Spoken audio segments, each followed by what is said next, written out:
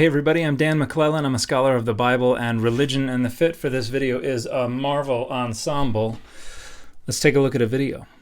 Strap in, folks. This is going to take a while. If you rewind back to the beginning of this interaction, it actually started with Dan McClellan, the real one, and his statement that the Bible has no inherent meaning, therefore no inherent authority, which on its face is technically true.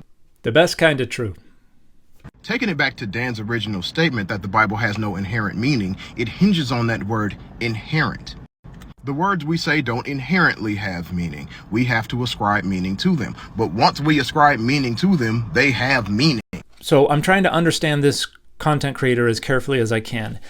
It sounds like they are suggesting that when we say words, in other words, when we produce linguistic expressions, we ascribe meaning to them. Therefore, those linguistic expressions go and fly off with meaning in tow. They now have meaning. They have been ascribed with meaning. They are now carrying meaning. And if that's what this content creator is saying, that is false, demonstrably, because words don't have meaning inherently. That does not mean that you can take a word and slap it with meaning, and now wherever it goes, it has meaning. Because that linguistic expression is still utterly and completely meaningless until someone decodes it. Because you encode a linguistic expression with meaning based on your understanding of the relationships that are agreed to exist between given linguistic expressions made up either of combinations of sounds or of combinations of squiggles and semantic content. And on the other end, the decoding is a two-step process on the part of the person who is receiving that expression, whether through reading or hearing or whatever. What they have to do is subconsciously generate all the potential meanings that could be encoded in that linguistic expression, and then use all the cues that are around them to try to whittle down the potential semantic content to what they believe was the most likely intended semantic content. And see, the fact that I am not sure if I totally understand precisely what this content creator is saying is an example of that, because their linguistic expressions could be interpreted different ways. And I'll give you an even more clear example of how me encoding a linguistic expression with intended meaning means nothing. My first week at the University of Oxford, I was downtown on Cornmarket Street. It was time for lunch. I was wandering around, saw KFC, and I was like, I could really go for some biscuits right now. So I went in and said, y'all got biscuits? And the poor young man on the other side of the counter just blinked a couple of times and was like, why would we have biscuits? And then I remembered, over here, biscuits means cookies. And I was like, okay. So I need to describe what I want. And then I couldn't figure out a way to describe it. People have said to me, oh, you should have said scone. And I'm like, that's not what a biscuit is. And I tried to explain what I wanted, but I could not get that young man's mind to conjure up an image of what I wanted, because I did not have adequate experience that he could then decode to generate in his mind a picture of a warm, flaky, buttery KFC biscuit.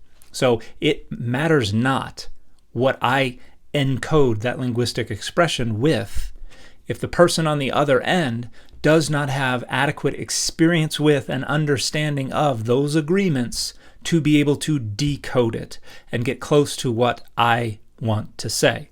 Now, that may not seem like it makes a difference to this discussion, but as we're going to see, it is the linchpin of this discussion. Just because they don't have meaning independent of our minds and our language still doesn't mean they don't have meaning. Now, I know the whole point of that is these meanings can be ambiguous. It's not that it's ambiguous, it's that it's contingent and subjective. Because when we, on the receiving end of a linguistic expression, and here we're talking about the Bible, when we go to decode those linguistic expressions, we can only do so based on the experiences that we have and the understandings that we have of the relationships between linguistic expressions and semantic content. And in that two-stage process of generating all the potential semantic content that could be encoded in a linguistic expression and then whittling it down to what we think was most likely, our intuitive cognition, what our interests are, what our needs are, what our identity politics are, what our desires are related to the structuring of power and values and boundaries, are often quite influential, particularly if we're trying to decode something to which we have ascribed divine authority. That is the main issue. The example he gave was, we have the word painting and we have like a painted wall. That's not the same as a painting. But in another culture, the painting and a painted wall might mean the exact same thing, and that's a problem we have with translation. However, if all of the evidence we have shows that the word that person used is referring to an art piece hanging on a wall, then we know that it meant painting in the sense that we meant it and not a painted wall. But herein lies a problem, because when it comes to interpreting the Bible, very, very rarely do we all agree that all of the evidence points in the same direction to a single, easily delineable answer. What we generally have is a lot of different people disagreeing about what kinds of data are going to constitute evidence, what methodological frameworks we're going to impose upon that evidence, what potential semantic meanings are in view, and how to whittle them down to what we believe was most likely intended. And again, that intuitive cognition based on our identity politics, if we're not being very careful and disciplined, and if we're not interrogating our own readings and interpretations, is going to come into play and is going to steer us in the direction of interpretations that are going to make the Bible more meaningful and useful to us, when what we're supposed to be doing is trying to reconstruct a reading that would have been most meaningful and useful to the person who composed the text and to the earliest audiences of that text. In order to try to approximate that, we're frequently going to have to divest from readings that make the text more meaningful and useful to us. And that is something that folks like this content creator, I don't think, are willing to do. And we don't get to decide what it means. That's what it means. But if we do not have access to the author, to the person who originally composed that linguistic expression to verify or confirm for us, then we are unilaterally, entirely, and exclusively responsible for creating the meaning, which means we do get to decide. And the reason I can say that's what it means is because while the meanings of words are decided collectively, in a sense, the purpose of words is to communicate, and communication doesn't happen collectively. We communicate as individuals, we understand as individuals. At best, we might have an individual representing a collective, but we don't communicate as a collective. So I don't understand how this is relevant, but it's also not accurate. We may produce linguistic expressions on an individual basis, but they only facilitate communication to the degree they reflect an understanding of the collective agreements about what semantic content is going to be linked with, what combinations of sounds or squiggles. So it is collective agreements that make communication possible. And if we are going to communicate at all, the meaning of the word when it is being said or written has to be decided by the person communicating it. Again, this is only half the equation. You can encode a linguistic expression with as much intended meaning as you want, but once it leaves your mouth or leaves your pen, it is devoid of all meaning. It, once again, is just a linguistic expression that has no inherent meaning. The person on the other end who's responsible for decoding it is not just unpacking it. They're not excavating it. They're not withdrawing anything from scratch based on their own experiences with the language, their own understandings of the relationships between semantic content and linguistic expressions. They're generating in their mind from scratch all the potential meanings, and then using what they understand about all those things, about the context, about your rhetorical goals, about your linguistic habits. They're going to try to whittle it down to what they believe you intended to mean. And that is all something that goes on in their minds from scratch based on their experiences and understandings. So it is simply and empirically false to say once you intend for a linguistic expression to mean something, it somehow bears meaning. It does not. Because all language is using symbols, audio or visual, to get my thoughts into your head. If I'm thinking about a hot dog and I say hot dog, and you know what I mean by hot dog, but you just decide I mean hamburger, then we can never effectively communicate with each other. So this content creator said something important in this example that they have neglected throughout the rest of this video. And you know what I mean by hot dog.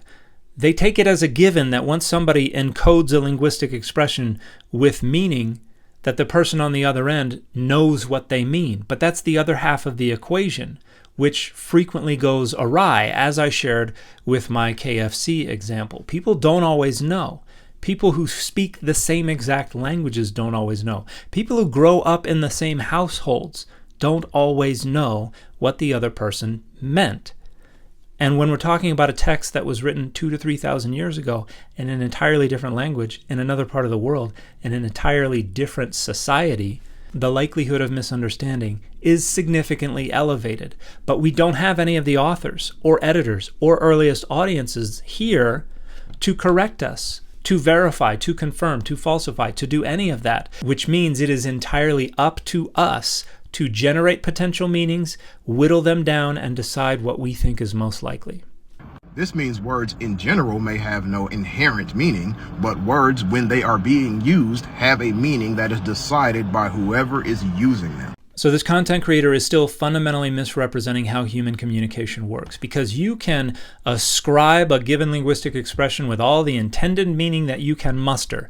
But once that expression leaves your mouth or leaves your pen or leaves your hands, the linguistic expression is all that goes with it. The meaning does not leave your head. The person on the other end has to try to generate from scratch within their own minds what they think that could mean, and then what they think that likely was supposed to mean. So no, just because you intend to endow a linguistic expression with meaning does not mean that that linguistic expression then bears meaning, because words do not have inherent meaning. And unless we want to render all language meaningless, we, as the people being communicated to, have no authority to decide that what is being communicated means something else. So there's not really any such thing as authority over interpretation. Even contemporary living authors, when they say stuff, they don't have any control over how people are allowed to interpret it. Now, somebody else might interpret it one way, and the author could say, oh, I meant it this other way, and they can decide whether or not they're going to care. Nobody has any authority over interpretation. But if, for the sake of argument, we allowed that anybody has authority over the linguistic expressions that are in the Bible, they're long gone. None of the authors or even the original audiences of the linguistic expressions in the Bible are around to tell us we're right or wrong. And so it is entirely up to us to decide. And so to the degree that anyone asserts authority over what the Bible is allowed to say, that's internal to the social identities that are going to honor that authority. But in terms of whether or not we get to decide, that is absolutely indisputable. We get to decide. Anyway, the story so far is words have no inherent meaning. Instead, their meaning is decided by whoever is communicating them. And by whoever is interpreting them. That's what continues to be left out of this, and for a reason. Taking that back to the Bible, this is why we try so hard to figure out what the original meaning behind the words was. That is, what the person communicating them meant. And to take it a step further, obviously, they also have no inherent authority. Any authority the words have is also derived from whoever is communicating them, which takes us back to the Bible. If you are a Christian and you believe the Bible is inspired, there are two communicators, the inspired author and ultimately God. So that's just a dogma. That is a belief that one chooses to accept. There are no data that support the notion that God is the author of any of these texts. And as we have already established, as the ones receiving the communication, we are not the ones who decide what the words mean. That is from the communicators. And this is why we try as hard as we can to get as close to what the original intent and the original meaning was. Entirely false. We are the ones who decide what it means because the communicators are not around to affirm or deny. It is entirely up to us. And so rewinding all the way back to Dan's original statement, the Bible has no inherent meaning and therefore no inherent authority. Again, technically true, but that if it has no inherent meaning and inherent authority, that's because it derives its meaning from its communicator, God, and it would derive its authority from its communicator, God. None of the original communicators of the Bible are around today to confirm or deny any given interpretation. Not the original authors, not the original audiences, certainly not God. And so this is just a dogma. This is just a belief that one chooses to accept. And here this individual is trying to concoct an argument for why we have to acknowledge God and God's authority underlying their interpretations of the text, but they're always their interpretations of the text. They are always whatever meanings we have generated on our end. They just would like these meanings to have more authority than they can give them, and so they make up arguments for why, no, this is actually what God intended. But as a critical scholar, they have to rule out the supernatural as a rule. So everybody rules out the supernatural. The question is this a methodological principle that you apply consistently and unilaterally, or is it something you selectively and arbitrarily apply when you disagree with claims to the supernatural? Now, this content creator made another video responding to a very good point. Maybe scholars don't rule it out. Maybe scholars would just like you to demonstrate it. And here's what this content creator had to say about that. Don't be ridiculous. A supernatural explanation can be considered as soon as one can be demonstrated. Yeah, I don't blame you for saying something like this. You might even actually believe it, but it's because you haven't been taught to think these things through. So consider this. You will never be able to prove something to someone who is determined, or in the case of this conversation, required to believe it is impossible. And I'll give you an example. Let's say right now, God came down from heaven in a whirlwind of thunder and lightning and appeared to you in your room and turned water into wine right in your face and then disappeared. You could say, well, that's a demonstration of the supernatural. Or you could say, wow, that was a crazy hallucination. Or maybe someone else besides you could have seen it. Then you could say, wow, that was a crazy mass hallucination. Or maybe someone caught it on video. Then you can say, wow, CGI is getting really, really good. Or maybe it could be proven that it's not CGI. Then you can say, I don't know how this happened, but I know it wasn't supernatural because the supernatural is impossible unless you can demonstrate it. The game is rigged, and it might be rigged for a reason, but it is rigged. So let's not pretend that it's not. So this argument is both fallacious and disingenuous. It's fallacious because it's begging the question. Because the argument is that you can't demonstrate the supernatural. It's never the most likely explanation. And this content creator is saying, even if you could demonstrate it, critical scholars would be required to reject it. Now, I don't think that's true, but that's also begging the question, because you can't demonstrate it. And so it doesn't matter what would happen if you could demonstrate it. What matters is what can be demonstrated. And the reason it's disingenuous is because, as I said, everyone rejects the supernatural. They either do it methodologically and consistently and unilaterally, or they do it selectively and arbitrarily. Because let's think through another scenario. Let's say this content creator's neighbor came over one day and said, hey, guess what?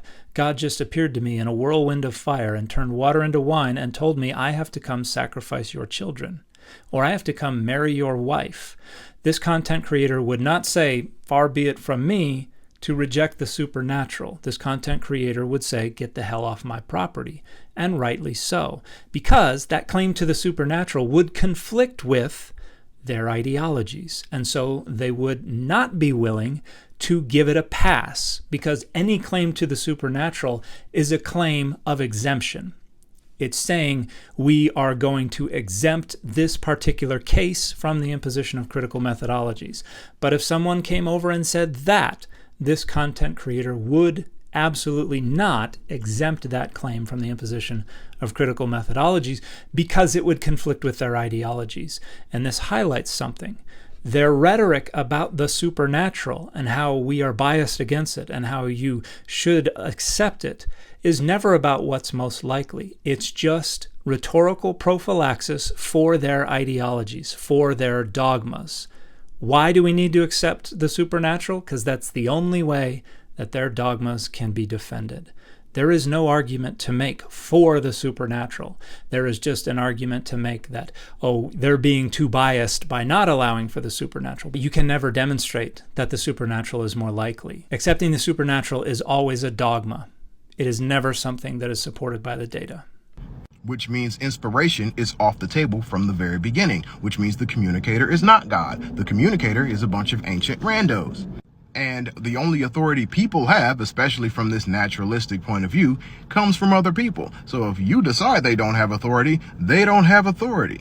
The only way it has any real objective authority is if it is actually the Word of God. And so saying the Bible has no meaning and therefore no inherent authority is just a super duper fancy way of saying the Bible is not the Word of God, which once again is not a conclusion derived from the text, but a presupposition brought to it. So this is entirely incorrect and profoundly naive. Critical methodologies are descended from early attempts to try to demonstrate the historicity of the Bible.